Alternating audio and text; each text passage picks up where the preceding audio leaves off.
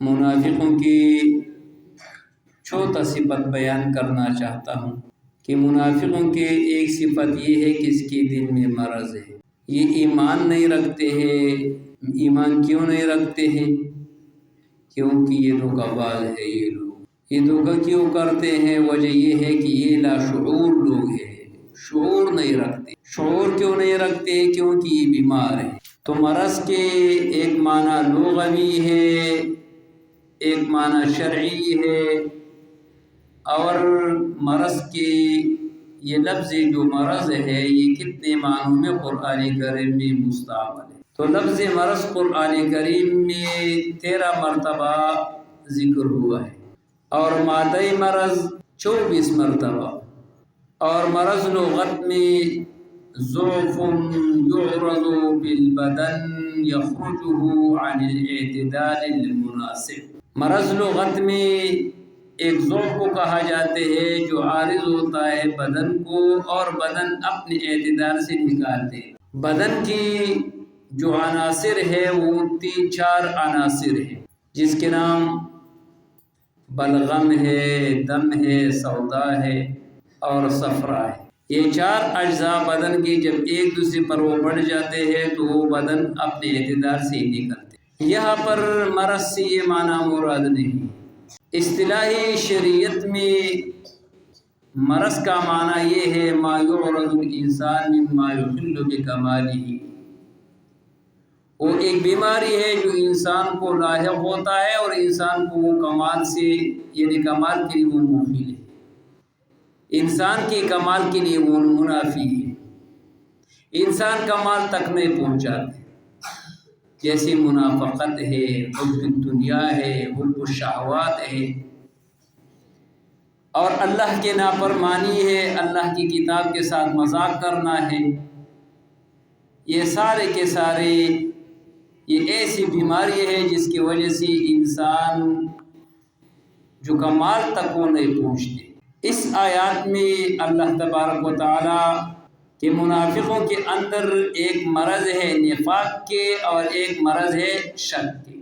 انسان جب ہلاک ہوتا ہے تو ہلاکت ہونے کے لیے 2 بیماریاں ہیں، ایک مرض الشہوات ہے اور ایک مرض شبہات۔ شہوات سے مراد یہ ہے کہ دنیا کی طرف میلان ہونا، اپنے خواہش کے تابع ہونا، منصب کے لیے دوڑنا، یہ سارے کے سارے شہوات ہیں، یعنی ہمیشہ ایسی چیزوں کے خواہش کرنا جو دنیاوی کے مناسب ہے، وہ مالی لحاظ سے ہو، کرسی کے لحاظ سے ہو، یہ مرض ہے شہوات کی۔ اور دوسرا مرض ہے شبہات۔ قرآن کریم میں، احادیث میں شک کرنا، اس پر اعتراض کرنا پیغمبر پر، اور اللہ کے ذات میں شک کرنا، یہ بھی بیماری ہے۔ لفظ جو مرض ہے قرآن کریم میں اس کے کئی معنی ہیں۔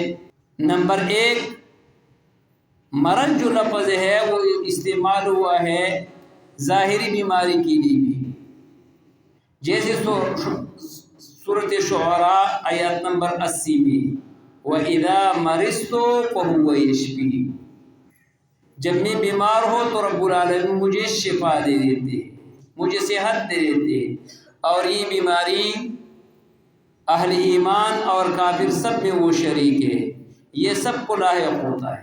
دوسرا مرض نفاق کے ہے، منافقت کے ہے، جس طرح اسی آیات میں اللہ تبارک و تعالیٰ فرماتے فی قلوبہم مرض، اس کے دل میں بیماری ہے۔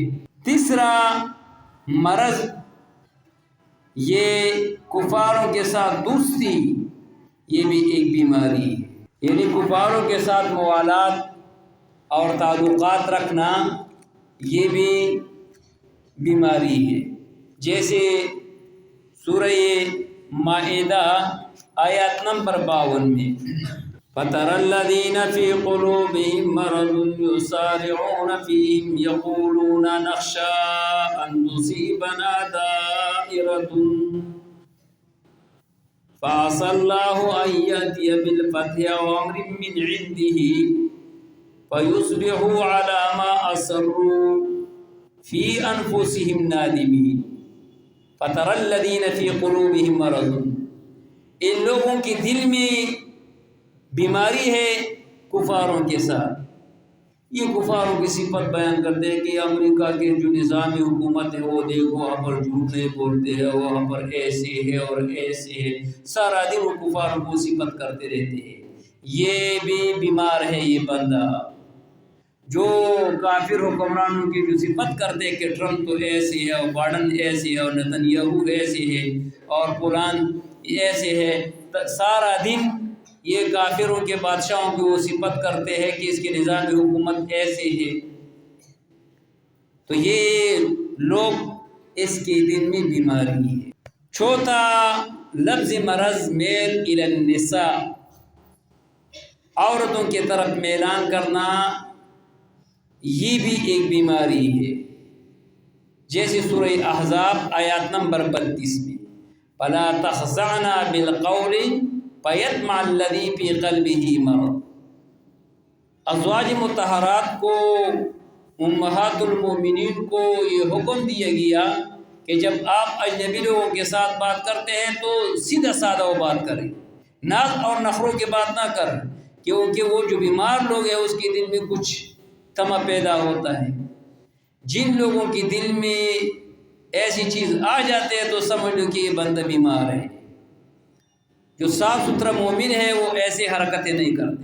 نمبر 5، رسول اللہ صلی اللہ علیہ وسلم کے حکم سے عدول، اس کے قول پر اعتماد نہ کرنا، یہ بھی ایک بیماری ہے. ام فی قلوبہم مرض ام ارتابوا، اس کی دل سورہ نور آیات نمبر 50 میں اس کے دل میں مرض ہے، شک کے، یہ ڈرتے ہیں کافروں سے. نمبر 6، لفظ بیماری، لفظ مرض جب ان کے لیے بھی استعمال ہے، جیسے سورہ محمد آیات نمبر 20 میں فَإِذَا أُنزِلَتْ سُورَةٌ مُحْكَمَةٌ وَذُكِرَ فِيهِ الْقِتَالُ رَأَيْتَ الَّذِينَ فِي قُلُوبِهِم مَّرَضٌ يَنظُرُونَ إِلَيْكَ نَظَرَ الْبَصِيرِ. جن لوگوں کے دل میں منافقت ہے تو وہ قتال اور جہاد ایسے سمجھتے ہیں کہ گویا کہ یہ اس کے لیے موت ہے. یہ جہاد سے ایسے خوفزدہ ہوتا ہے جس طرح وہ بندہ موت سے خوفزدہ ہے. اور میرے خیال میں یہ تو ہم سب میں یہ مصیبت پائی جاتی ہے. ہم کافروں سے موالات اس لیے کرتے ہیں تاکہ ہم پر وہ حملہ نہ کریں. آج کل ہم اسرائیل سے بھی ڈرتے ہیں، جو ایک سرگودے کے برابر حکومت اس کا نہیں ہے اور اس کا اتنا آبادی نہیں ہے جو سرگودے کے برابر ہے، اور پھر بھی ہم اس سے خوف زدہ ہیں. اور اس کی حکومت کی خوف کی وجہ سے ہم روس کے پاس جا کر کے ہمیں بھی کوئی ایسے سامان دے دے تاکہ وہ ہمیں وہ تکلیف نہ پہنچائے. یہ جو موت سے بندہ ڈرتے، جہاد سے بندہ ڈرتے، تو اس کا یہی حال ہوگا. مرض، مسلمانوں کے ساتھ کینہ کرنا، یہ بھی ایک بیماری ہے. جیسے سورہ محمد آیات نمبر 8 میں ام حسب الذین فی قلوبہم مرض ان لن یخرج اللہ اضغانہم. تو یہاں پر جو جس کے دل میں نفاق ہے تو اللہ تبارک و تعالیٰ اس کے دل سے وہ کینہ نہیں نکال دیتے. جن لوگوں کے دل میں بیماری پائے جاتے ہیں تو وہ مسلمانوں کے ساتھ دشمنی کرتے ہیں، اہل ایمان کے ساتھ وہ کینہ کرتے ہیں، اہل ایمان کو نقصان پہنچاتے ہیں. یہ جو لوگ اہل ایمان کو ضرر پہنچاتے ہیں تو یہ لوگ بیمار ہیں. اور نمبر 8، مرض بمعنی شک بھی آ جاتے ہیں، جیسے سورہ توبہ آیات نمبر 125 میں وَأَمَّا الَّذِينَ فِي قُلُوبِهِم مَّرَضٌ فَزَادَتْهُمْ رِجْسًا إِلَىٰ رِجْسِهِمْ. تو یہاں پر مرض یہ شک کے معنی میں ہے، علامہ ابن قیم رحمہ اللہ فرماتے ہیں المرض الشک خروج عن الاعتدال، کہ انسان کو اعتدال سے وہ نکال دیتے ہیں. وصحت ان یکون عارفا بالحق محبا للہ ومؤثرا علی غیرہ، یعنی صحت مند دل کا یہ فائدہ ہے کہ وہ حق کو پہچانتے ہیں اور اللہ کے ساتھ اس کا محبت ہوتا ہے، اور اللہ اور اللہ کے رسول کی احکام اور احادیث کو یہ مؤثر بناتے غیر پر، یعنی غیر کے مقابلے میں یعنی غیر کو اتنا اہمیت نہیں دیتے ہیں جتنے قرآن اور حدیث کو اہمیت دے دیتے ہیں. یہ ایمان کی نشانی ہے.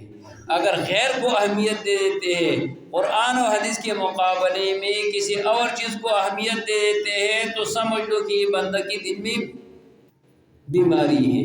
تو اس آیات میں اللہ تبارک و تعالی فرماتے ہیں کہ فی قلوبہم مرض، منافقین کے دل میں بیماری ہے.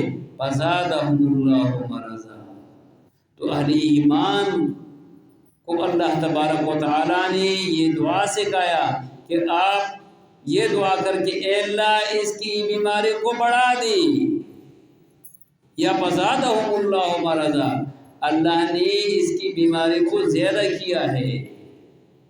وَلَهُمْ عَذَابٌ أَلِيمٌ، اور اس کے لیے عذاب دردناک.